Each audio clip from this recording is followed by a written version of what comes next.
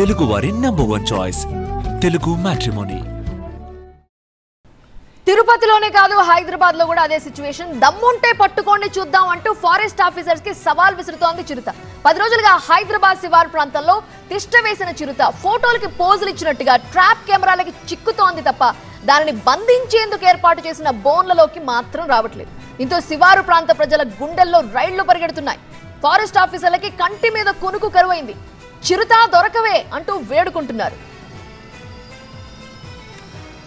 హైదరాబాద్ శివారు ప్రాంతాల్లో forest officer search operations కొనసాగిస్తున్న చిరుత మాత్రం చిక్కడం లేదు. 8 ట్రాప్ కెమెరాలు 4 బోన్లను ఏర్పాటు చేసినా కూడా నో యూజ్. దీంతో గండిపేట గ్రేహౌండ్స్ ప్రాంతవాసులకు చిరుతల భయం వెంటాడుతోంది.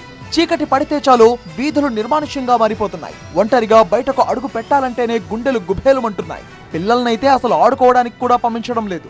మొన్నటి వరకు కుక్కలు మొరిగినా దడుచుకున్న జనం ఇప్పుడు ఆ కుక్కలు కూడా కనపడకపోవడంతో మరింత హడలెత్తిపోతున్నారు. ఇది ఖచ్చితంగా చిరుత పనే అంటూ భయాందోళనకు గురవుతున్నారు. ఎప్పుడు ఏ వైపు నుంచి చిరుత అటాక్ చేస్తుందో అని ప్రాణాలను అరచేతిలో పెట్టుకుని బిక్కుబిక్కుమంటూ గడుపుతున్నారు. దీంతో 3-4 రోజులుగా శివారు ప్రాంతాల్లో మకాం వేసి చిరుత కోసం గాలిస్తున్నారు అధికారులు.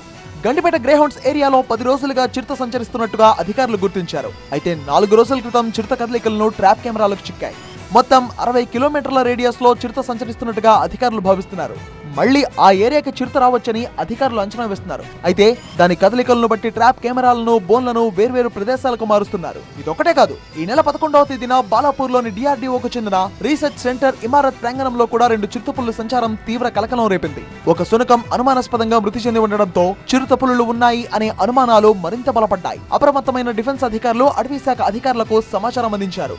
రంగంలోకి దిగిన forest officer research centre Imarat లో చిరుత పాదముద్రలను గుర్తించారు. 2 చిరుతపులులు సంచరిస్తున్నాయని ప్రజలు అప్రమత్తంగా ఉండాలని వారు సూచించారు. దీనిపై డిఫెన్స్ ల్యాబొరేటరీ స్కూల్ ప్రిన్సిపల్ ఓ నోట్ కూడా విడుదల చేశారు. 2 చిరుతల సంచారం నేపథ్యంలో విద్యార్థుల తల్లిదండ్రులకు నోటీసులు జారీ చేశారు.